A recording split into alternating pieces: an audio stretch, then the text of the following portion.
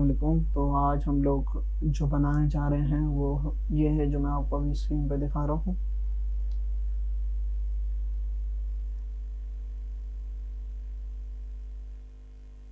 ये एक फ्लोटिंग एक ओशन वेव यूज़ करते हुए हमने ये इस तरह से एनिमेट किया है कि जिस तरह से लग रहा है कि पानी में हमारा जो अमंग अस का मॉडल हमने पहले मॉडल किया था वो भी इस पानी में तैर रहा है। तो इस तरह से कुछ बनाने के लिए आपको क्या करना है वो आज हम सीखेंगे। ओके, तो सबसे पहले तो मैं अपने ब्लेंडर को ओपन कर लेता हूँ। इसको ओपन करने के बाद मैं अपने क्यूब को डिलीट कर देता हूँ। फिर मॉडिफायर्स में आता हूँ, मैं एक प्लेन ऐड करता हूँ। प्लेन को ऐड करने के बाद एक मॉडिफायर होता है ओशंस मॉडिफायर, जो आपको नज़र आ रहा होगा।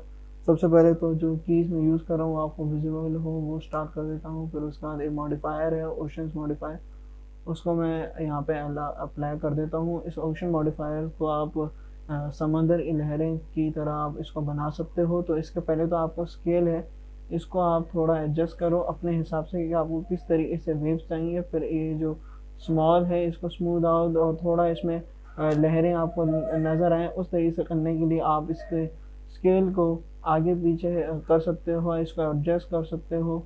इसके स्मॉलेस्ट को आप एडजस्ट कर सकते हो और इसकी चॉपिंग को भी आप एडजस्ट कर सकते हो। फिर आप इसको थोड़ा साइज़ में बड़ा करने के छोटे करने के लिए आप इसके साइज़ में जाके इसको चेंज कर सकते हो। और फिर उसके बाद आप अपने जो हमारा एडिटर टाइप है टाइमलाइन पे है, हम उस टाइमलाइन को ऊपर ले आते हैं और टाइमलाइन को फिर यहाँ टाइम से इसको आप चेंज करोगे तो ये इसकी लहरें चेंज होती रहेंगी। तो हम इसको एनिमेट कर लेते हैं। तो पहले 0 पे आके हम यहाँ पे 1 पे आके हम यहाँ पे आई दबा देते हैं और फिर उसके बाद लास्ट की फ्रेम पे आके हम इसको थोड़ा ऑल्टर करते हैं और देखते हैं कौन सा हमें चाहिए।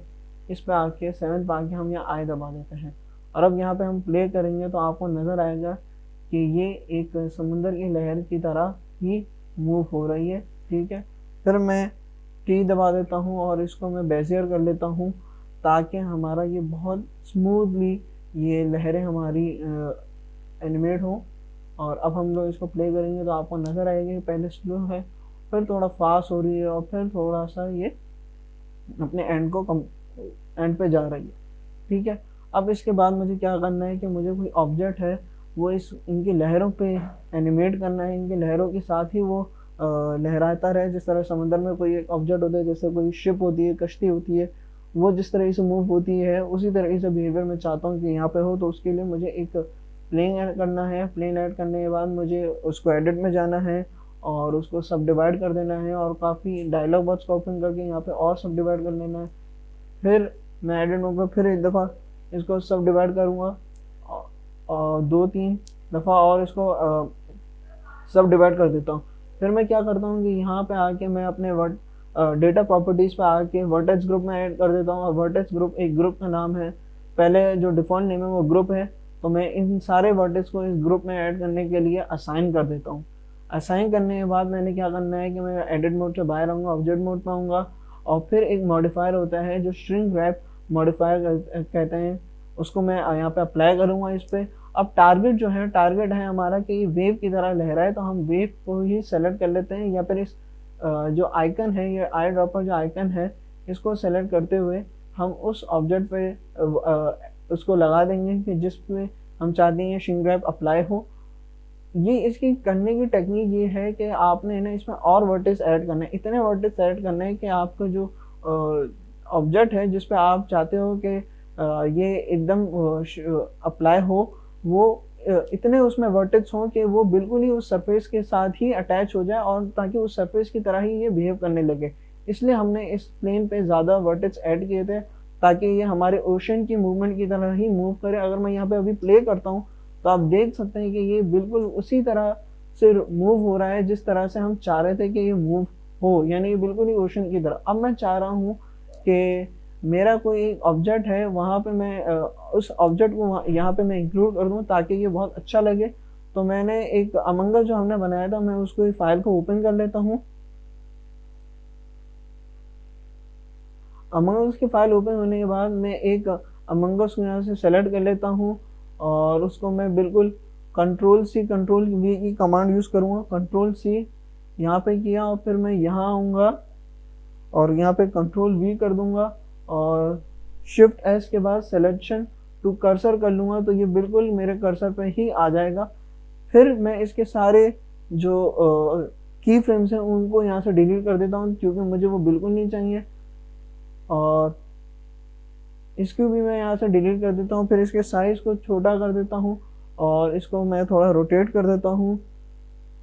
यहाँ से इस तरह से मैं ले आता हूँ इसको, और फिर मैं चाहता हूँ कि ये मेरा जो अमंग अस है वो बिल्कुल इस लेयर पे ही आके बैठे। तो मैं यहाँ पे एक कॉन्स्टेंट है वो यूज़ कर लेता हूँ। उस कॉन्स्टेंट का नाम है कॉपी लोकेशन। वो क्या करता है कि आपको एक ऑब्जेक्ट की लोकेशन को दूसरे ऑब्जेक्ट की तरह थ्रू ही उसको मूव करना होता है, तो आप उसकी लोकेशन को कॉपी कर लेते हो। अब मैंने यहाँ पे मैं चाहता हूँ कि ये मेरे इस लहर की तरह लहर पे बिल्कुल बिहेव करे, तो मैंने इस जिस सर्कल को मैंने जिससे इसको इसकी बोन्स को पेरेंट किया था ताकि कंप्लीट मूवमेंट जो है हमारे अमंग अस की वो इससे कंट्रोल हो सके, इसी पे मैंने कांस्टेंट ऐड कर लिया है। और कांस्टेंट ऐड करने के बाद मैंने आई ड्रॉपर से सेलेक्ट करते हुए ये जो मेरा प्लेन है इसको मैंने सेलेक्ट कर लिया, तो आपने देखा कि ये बिल्कुल मेरे प्लेन पे आ गया है। और अब मैं इसको प्ले करूँगा तो आप देखेंगे नहीं, ये मूव नहीं हो रहा है। हमने प्लेन दूसरा सेलेक्ट कर लिया। पहले तो मैं ये जो इसकी की फ्रेम्स है उसको डिलीट कर लेता हूँ और इसको मैं जिस तरह से मैं चाहता हूँ मेरा पैर इसी तरीके से नज़र आए वो कर देता हूँ। फिर मैं ऑब्जेक्ट में आ जाता हूँ। ऑब्जेक्ट में आने के बाद इस आई ड्रॉपर को सेलेक्ट करता हूँ, प्लेन हटा देता हूँ। प्लेन की जगह मेरा जो ऑब्जेक्ट है वो है प्लेन 001। इसको मैं करने के लिए मैं क्या करता हूँ, इसको मैंने सेलेक्ट कर लिया और वर्टेक्स ग्रुप जो मैंने वर्टेक्स ग्रुप इसको असाइन करना है वो करना है क्योंकि ये अभी ऊपर है, तो वर्टेक्स ग्रुप को मैं असाइन कर देता हूँ तो बिल्कुल उसी प्लेन पे ये बैठ जाएगा जिस पे ये मैं चाह रहा था कि ये बैठे, और ये उस पर आ गया है। अब मैं इसको प्ले करूँगा तो आप देखेंगे कि बिल्कुल लहर की तरह ही ये मूव होगा और ये वैसे ही मूव हो रहा है और यही मैं चाह रहा था। ठीक है, यही मैं चाह रहा था कि इस तरह से हो। अब मैं क्या करता हूँ, इसको कैमरा को ऐड कर लेता हूँ एक, और कैमरा को ऐड कर लिया मैंने और कैमरा मोड पे चला जाता हूँ। कैमरा मोड पे जाने के बाद मैंने एंड दबाना है, व्यू पे जाना है और लॉक कैमरा टू व्यू करना है ताकि जहाँ पे मैं कैमरा मूव कर सकूँ वो मूव हो सके। फिर उसके बाद मैं देखना चाहता हूँ कि किस तरह से लग रहा है। तो आप देख रहे हैं कि अभी इसमें कोई मटेरियल नहीं है सिवाय हमारे अमंग अस के, तो हम इसके मटेरियल को थोड़ा ऐड कर लेते हैं, थोड़ा स्काई को, ताकि बैकग्राउंड को है वो यहीं से हमें अगर इसका कलर चेंज करना है तो मैं यहाँ पे वर्ल्ड प्रॉपर्टीज पे आके इसके कलर को थोड़ा ब्राइट करके इसको ये कलर दे दूंगा। फिर उसके बाद मैं क्या करूँगा कि मैं अपने जो मेरा प्लेन है उसको सेलेक्ट करते हुए मैं शेडिंग पे आऊँगा। शेडिंग पे आने के बाद मैं रफनेस को इसको कम कर दूंगा और इसको जो कलर है वो एक कलर दे दूंगा। ठीक है, कलर देने के बाद फिर मैंने क्या करना है कि मैंने कुछ नोट्स हैं वो ऐड करने के, एक है बम्प नोट वो ऐड कर दी, और बम्प को मैंने क्या किया, मैंने नॉर्मल के साथ